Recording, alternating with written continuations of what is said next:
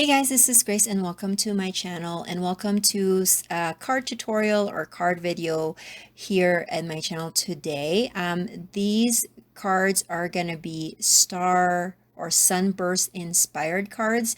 I was at work one time and if you know what the life of a substitute teacher is, sometimes you just kind of sit there during planning period because you're not the teacher, so you don't have anything to plan. And so I was just kind of going through Pinterest and just getting some ideas. And some of these cards that have sunburst ones popped up, and I was just, and some of them even have measurements, instructions. So I kind of went into a rabbit hole and found 5 different ways of doing sunburst, and I wrote it down. I wrote down the websites or the blogs that I found them and kind of mimicked it and using my scraps. So if you are a card maker, if you want to try some sunburst and you have scraps of piece of paper or scrap pieces of paper, this video is for you.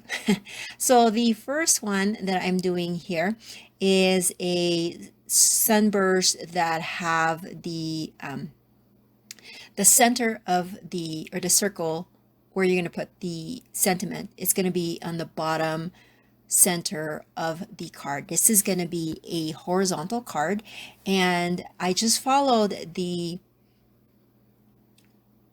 instructions on the blog post. It says to have 4 pattern papers and they have certain measurements, and then so basically you cut rectangles of different sizes and then you cut that at an angle to create the sun rays. Well, I did that and I noticed that it was missing one more sun ray, so I did add one in the very center that's not the same color as all the rest, but it did have the same tone to it, and so I am going to go with that.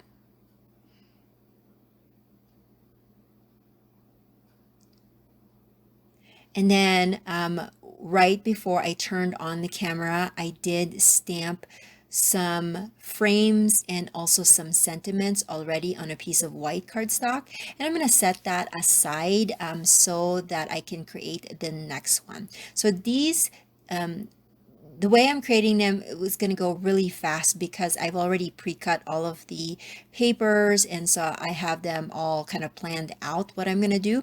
But I will have lots of detailed photos at the very end for each one, and I will also link the blog post where I found the information on the cutting guides and instructions on the description box below if you're ever wanting to replicate them.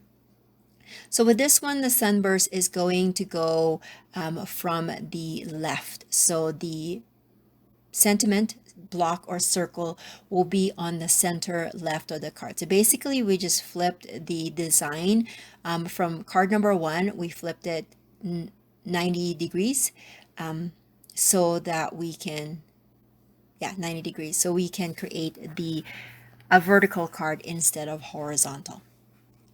And I really have enjoyed this process because it allowed me to use up my scraps of paper, and I mostly grab the ones that are small. I want to say they're no more than 3 inches wide. Some of them were 4.5-inch tall, but there's a lot of paper scraps that you can use this with and it will work. So again, for this particular one, it seemed like I was missing more rays or the triangles, and so I'm going to add a few more here and there just to make that finish that up. And it's not gonna quite match up because of the patterns are not even, but it's okay. I'm okay with that. So I decided to add that one piece over there, and I know it's not gonna be balanced with the top, but that's totally fine with me. Also, if you notice, I am using some liquid glue because I find that if you're using like a ATG gun, you're not going to be able to put enough adhesive at the very tip of your triangles or your rays. And so I decided to use some liquid adhesive just to make sure that I get those rays covered with glue. And I know my table right now is very filthy because of all of the liquid glue seeping out, but I'm okay with that. Again, here's another one that I stamped a frame and then stamped a sentiment. Now the frames, it's a stamp set, a circle stamp set from Inspired by Stamping. And if I remember, I will link that in the description box below. And then the sentiments are wood stamps from, where is it from? Stampin' Up, I believe, or close to no, it would have been Stampin' Up.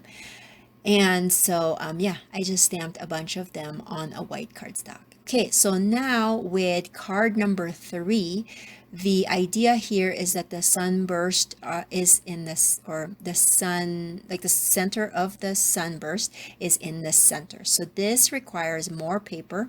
And it also requires making sure that the elements or the paper, the patterns that you're going to use when it comes around, that one pattern won't be too close to each other, if that makes any sense. So I'm trying to get them to be evenly spaced, first of all, so you can see the cardstock base, and then also making sure that they all kind of coordinate, like the colors, and also making sure that I'm spacing the patterns or the specific papers evenly.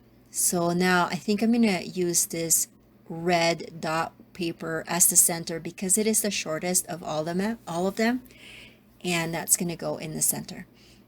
And I'm just gonna go through this quite fast. Again, this is all basically the adhering part, but I wanted to talk through this because I did the cutting of this particular card sets off camera.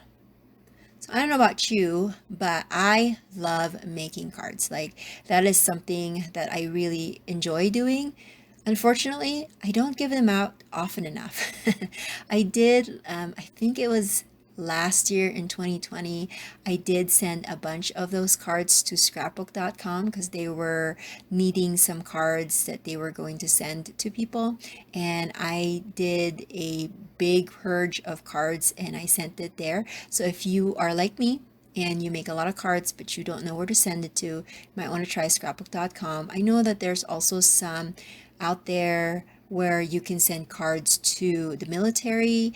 There's also places where you can send cards for people that are in the hospital suffering either cancer or some kind of illness. So that might be something to consider as well. The only thing about those kinds of places is that some of them have specific, they have guidelines for their cards, which is totally understandable because you can't just, give cards to anybody. But I know that, like, if you were to donate your cards to places that give them to children, that they don't want like glitter on them or things that kids can pull out and choke on. So that might be something to consider. I also know that some of them, they want a specific size, like only 3x4, and they can't be too bulky because it does take more money to send them out. So that might be something to consider. I will definitely be doing that here pretty soon because, again, I have a lot of cards and nowhere to bring it to. I do send cards like to my family for birthdays and stuff, but I just I don't make them, like, I don't give them out fast enough when I make them. And so, so yeah. Now we are on card number 4, and with this one, it's going to be a vertical card. And again, it's going to be a sunburst where the center of the sun is going to be in the center, but instead of it going all the way to the edge of the bottom edge of the card, it's going to go like maybe a quarter or a third from the bottom. And initially I saw this with a card that had the sentiment on the bottom, which I thought was really cool. And I was going to replicate that, but for some reason I forgot that that's kind of the idea that I was going for this particular style. So instead, I'm just going to again use my circle stamped frame and sentiment on the center of it. And this particular style of card, I think it's very easy to replicate for all sorts of themes. I think that you can do this for, if you're making a bunch of Christmas cards, instead of using these particular papers, of course, you're going to use holiday themed cards. Holiday themed products. You can also use this kind of paper or this kind of design for thank you, for birthday. I think birthday themed cards with a sunburst would look really cool, especially if that sunburst is coming from the center. And I know that there's some sunburst dies out there already and also stencils, but I think tutorials like this is really good because then it reminds us to go back to basics, and that is to use papers and cardstock and stamps, and we are able to create layouts for that. Now here I'm trying to contemplate if I should put a pattern paper block on the bottom of the card, but I decided against it because it just didn't seem like it will work, especially with the spacing between the very bottom triangles or rays, and also if I were to do a straight cut with a rectangle. I hope that's making sense. So I just decided to leave it there, and that's going to be card number 4.